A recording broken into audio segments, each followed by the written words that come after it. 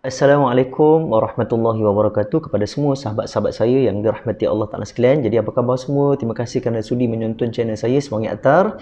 Dan saya nak kupas hari ni berkaitan dengan ada 5 poin bagaimana untuk kita mengenali karakter seseorang. Jangan kita terus tangkap muat je bila kita kenal seorang. Sahabat ke, yang kita baru kenal, ataupun pasangan kekasih ke, mesti kita akan semak dulu siapa dia dan juga karakter dia bagaimana. Jadi insya-Allah untuk mengupas, jangan lupa tonton video ni sampai habis dan jangan lupa subscribe, share dan juga like dan juga komen di bawah, dan juga insya-Allah tonton VT saya dan kita jumpa lagi lepas ni.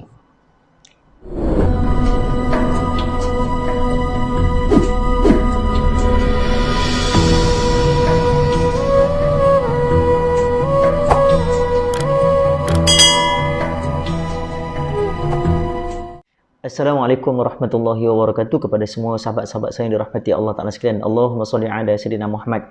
Okey, seperti yang jadikan saya nak bagi nak kupas berkaitan dengan iaitu bagaimana untuk mengenali karakter seseorang. Kita jangan terus tangkap muat je bila kita jumpa seseorang. Ni tiba-tiba jumpa dekat Facebook ataupun Instagram, terus kita jom kita jumpa. Jumpa tak masalah, tapi kita kenali dulu karakter dia. Nak kenali karakter seseorang ni dimakan masa 6 bulan ataupun 7 bulan ke atas, ataupun setahun ataupun 2 tahun.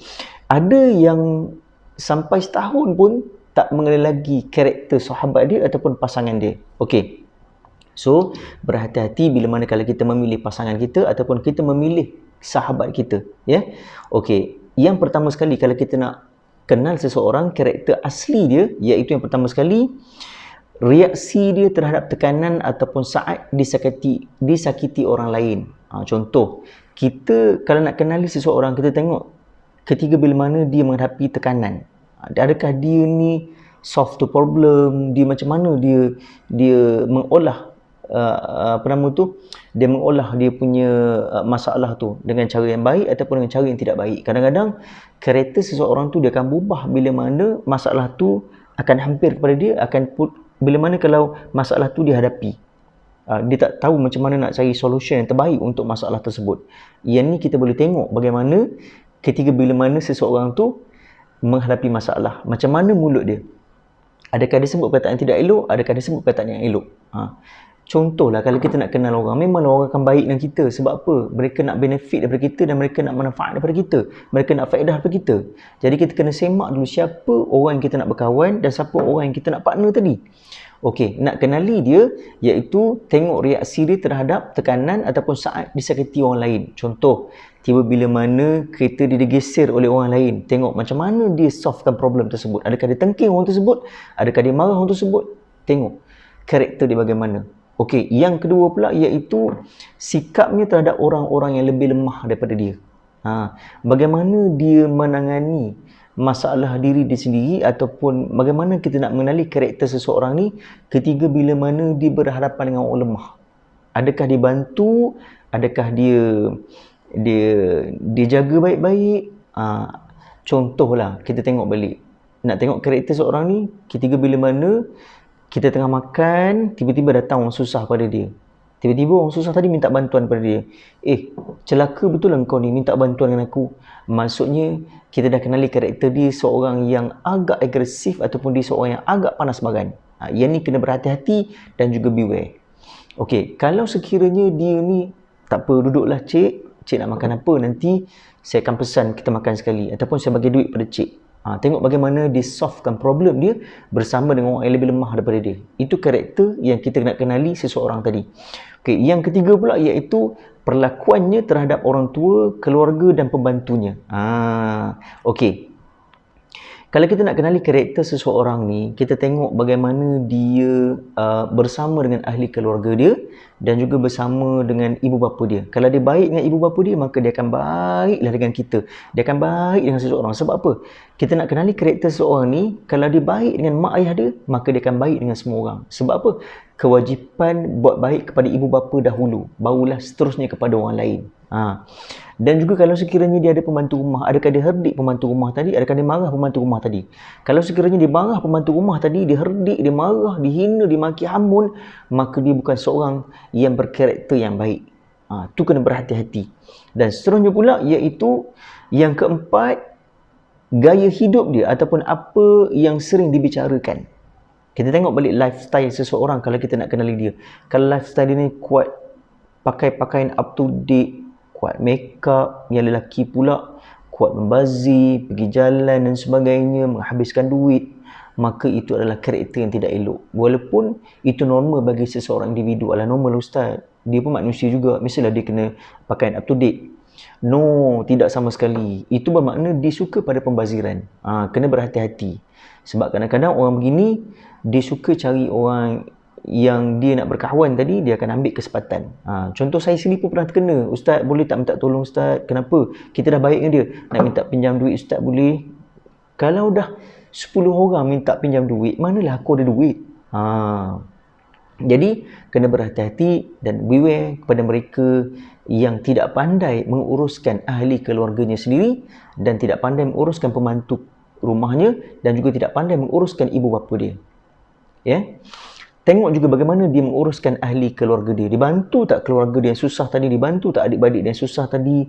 Dibantu tak mak ayah dia dan sebagainya? Maka kalau dia tidak bantu, maka itulah karakter dia yang sebenarnya. Dan yang kelima pula, iaitu yang terakhir, iaitu kena kenali karakter asli seseorang ni, iaitu bagaimana ia mengolah kewangannya. Kita boleh tengok, tuan-tuan dan puan-puan yang dirahmati Allah Ta'ala sekalian. Kadang-kadang sahabat kita sendiri pun, sahabat rapat kita, suka pinjam duit kita. Dia tak pandai mengolahkan kewangan dia. Kita tengoklah, kalau dia tak pandai mengolahkan kewangan dia, maka dia tak pandai menguruskan diri sendiri. Orang yang tidak pandai menguruskan kewangan, tuan-tuan, kalau tengok rumah dia, ada rumah yang penuh dengan kemewahan, peti ais besar, buka je makanan terus berterabur. Dan juga orang kata stok Maggi banyak, stok makanan banyak. Itulah mereka menguruskan kewangan ni dengan pembaziran. Tapi ada juga mereka yang menguruskan kewangan dia sangat kedekut, tuan-tuan. Nak belanja kawan pun Allahu Akbar. Kadang-kadang bila tengah makan tu, kadang-kadang dia ni tunggu kawan dia bayar dulu. Yang ni kawan yang tidak baik.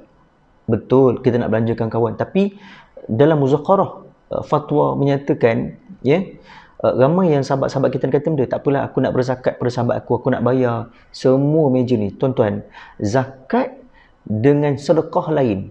Muzakarah bersepakat menyatakan bahawa bila mana kalau kita belanja kawan kita tadi, bukan dikira sebagai zakat, itu dikira sebagai iaitu sedekah biasa. Dan zakat ada haul dia, ketentuan yang telah ditetapkan oleh ulama-ulama bagaimana kita perlu bayar, iaitu zakat harta, zakat pendapatan, zakat orang kata barang kemas dan sebagainya. Jadi tuan-tuan, kelima-lima ni tadi kita boleh tengok karakter seseorang yang berada bersama dengan kita. Kita tidak semestinya terus kita kenali orang dalam masa 2, 3, 4 hari, terus kita rasa macam sayang pada dia, suka kepada dia dan gembira melihat dia. Tuan-tuan dan puan-puan, para sahabat yang dirahmati Allah sekalian, mungkin ada udang di sebalik batu. Wallahu alam. Kita kena bersangka baik. Iyyakum wadhanna fa inna dhanna akdzabul hadits mutafa'alaih. Jadi kita kena bersangka baik dengan seseorang bila mana kalau kita berjumpa dengan seseorang. Kata para ulama, kita kena ada 2 sangkaan. Yang pertama sekali, bila kita jumpa dengan seseorang, kita kena ada sangkaan baik. Baik, tengok nampak dia ni baik, bagus, akhlak dia, tak apa, kita ambil buat sebagai kawan, ataupun kita ambil buat sebagai partner, ataupun kita ambil buat sebagai iaitu sahabat rapat kita, ataupun pasangan rumah tangga kita. Kalau sekiranya kita lelaki dan dia perempuan, janganlah kalau dia lelaki, kita nak buat partner pasangan rumah tangga, itu memang tak boleh lah bro.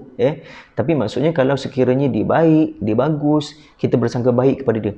Tapi kalau dia datang dalam sangkaan yang buruk kepada kita, contoh kita dah nampak, dah aim dah bahawasanya dia seorang yang buruk akhlak dia, maka kalau boleh kita tinggalkan. Sebab apa? Sebab nak mengelakkan fitnah dan untuk mengelakkan daripada mudarat kepada kita.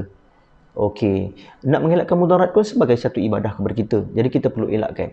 Jadi tuan-tuan dan puan-puan yang dirahmati Allah Ta'ala sekalian, itulah serba sedikit sebanyak 5 perkara ataupun poin penting bagaimana untuk kita mengenali karakter seseorang yang kita belum lagi mengenali dia.